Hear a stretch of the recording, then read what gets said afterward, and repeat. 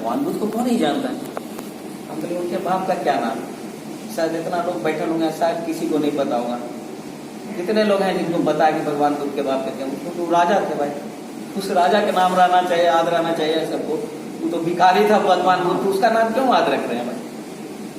उसको लोग क्यों जान रहे हैं? राजा तो उनके बाप नहीं थे भाई, भगवान बुद्ध के ना जी। राजा कौन थे? भगवान बुद्ध थे।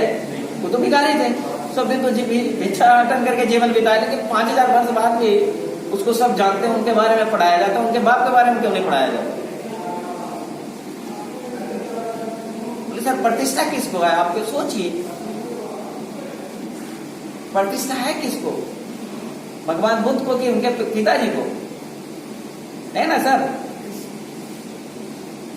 भगवान बुद्ध की प्रतिष्ठा नहीं किया भिक्षाटन करके जीवन बिताने में, क्योंकि उनको पता था कि हम राजा के बेटा हैं।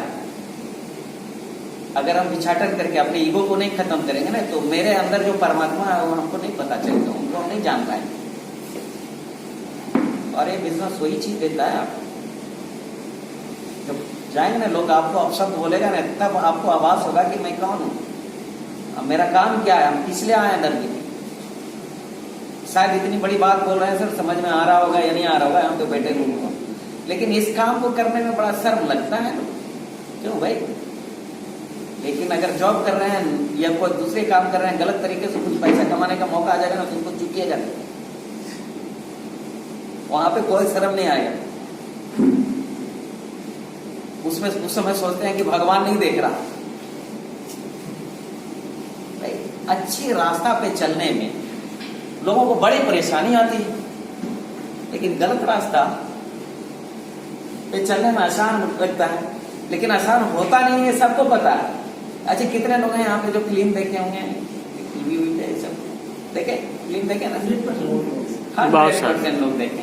अच्छा फिल्म में क्या देखे हैं बताइए? उससे क्या सीखते हैं? सिर्फ मनोरंजन करते हैं कि सीखते भी कुछ है? उद्देश्य क्या होता है फिल्म बनाने का?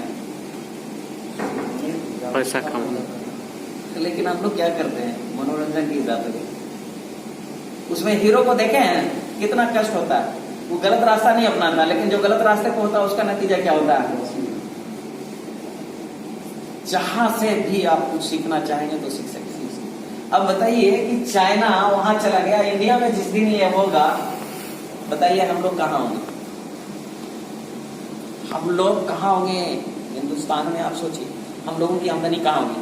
अभी बात हो रही थी ना भाई कि भाई कल जो हम लोग ने, कोई भी व्यक्ति यहाँ पे आए खड़ी होके चेक कर सकते हैं मेरा इनकम 2.25 लाख 1.5 लाख से ऊपर, मतलब हमेशा आया, कभी बंद नहीं हुआ 2 साल।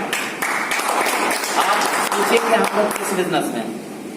हमारे रतन टाटा कहते हैं कि आप तब तक आप अपने जीवन को सार्थक नहीं बना पाए हैं जब तक आप सोते हुए पैसे नहीं कमा रहे। समझिए, तब तक आपके जीवन व्यर्थ है, सार्थक नहीं है। जो व्यक्ति सोते हुए भी पैसा कमा रहा है उसी का जीवन सार्थक है। आप सोचिए कि हम कोई ऐसा काम कर रहे हैं या कोई ऐसे काम में हैं जहां पे कुछ साल काम कर देने के बाद अगर हम काम ना भी करेंगे तो भी पैसा आएगा, हम सोते भी रहेंगे तो भी पैसा आएगा। अगर नहीं तो आप गलत जगह पे हैं। आज भी सोचने के लिए समय है, आप उस पर सर गौर करें। आप देखिए एक रेवोल्यूशन है जो इंडिया में भी आ चुकी है, रुकेगी नहीं है। ये बिजनेस बढ़ेगा, भले इस बिजनेस में हम आप हो या ना हो, लेकिन ये टर्नओवर ही होगा जिस दिन आप सोचिए कि यहाँ पे इस देश में कितने लोग अरबपति खरबपति हो जाएंगे। आज भी हैं, आज भी हो रहे हैं। अगर आप वेस्टिज के कारबुक आप देखेंगे तो वहां पे 5000 से ज्यादा लोग ऐसे हैं जो 1 लाख रुपया से ज्यादा पर मंथ कमा रहे हैं। जब टर्नओवर ये है तब, और जब टर्नओवर ये होगा तो यही 5000 लोगों का 10 लाख का 20 लाख का 50 लाख रुपए महीने हो जाएंगे। होंगे या नहीं होंगे? यस। तो ये इस चीज को सर समझना होगा। देखिए ये स्टैटिकल डाटा है।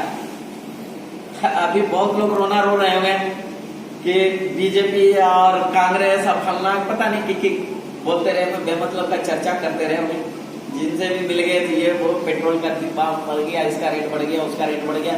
भैया दुनिया का कोई ताकत कोई भी रहेगा, इसको कोई रोकेगा नहीं, बढ़ता रहेगा। ये स्टैटिकल डाटा किसका है? हमारे देश के सबसे बड़े इकोनॉमिस्ट डॉक्टर अमर्त्य सेन का। ये स्टैटिकल डाटा क्या बताता है? देखिए एक मिडिल क्लास का फैमिली 1940 में एक मिडिल क्लास के फैमिली का इनकम 10 मतलब जो होता था उसका जो फैमिली एक्सपेंसेस आता था महीने का जो आता है सर कि एक मिडिल क्लास के फैमिली का जो मंथली का खर्च एक्सपेंसेस होता था, जो की जरूरत पूरा करने में जो खर्चे आते थे, ये 10 रुपये महीने का। अब देखिए 60 में 100, 80 में 1000, देखिए यहाँ पे 2000 में 10,000, 2016 में आप 2020 में ये 16 नहीं बल्कि ये 2020 आएगा। 80 के बाद 2000, 2020 1 लाख। आज 1 लाख से नीचे कमाने वाला पैसा वो कैसे फैमिली होंगे आप सोच लीजिए। वो की मेंटेन करते होंगे, कौन सा स्कूल में बच्चे को पढ़ाएंगे, कैसा कपड़ा पहनेंगे, कैसा खाना खाएंगे, किस तरह का लाइफ स्टाइल होगा उसका। आज 1 लाख, अब 20 सालों के अंदर सर 10 गुना महंगाई बढ़ने वाला है, इसको कोई नहीं रोकेगा। मतलब 10 लाख रुपए चाहिए आपको कब? 2020 में तो 1 लाख है, 2021 चल रहा। अब बताइए कि 2000 मतलब सीधा हर 20 साल में 10 गुना महंगाई बढ़ता है। 2040 में आपको कितना चाहिए? 10 लाख। अब थोड़ा सा अपने आप से पूछिए कि क्या जो काम हम वर्तमान में कर रहे हैं, क्या आने वाले 20 साल में वो काम आपको वहां तक ले जाएगा, उस आमदनी तक ले जाएगा? उससे नहीं, इससे भी सर समझ में नहीं आ रहा कि हम गलत ट्रैक पे चल रहे हैं। कुछ और हमें करने की जरूरत है, कुछ अलग से हमें सोचने की जरूरत है। चलिए सर कुछ और दिखाते हैं। देखिए एक चीज ये देखिए,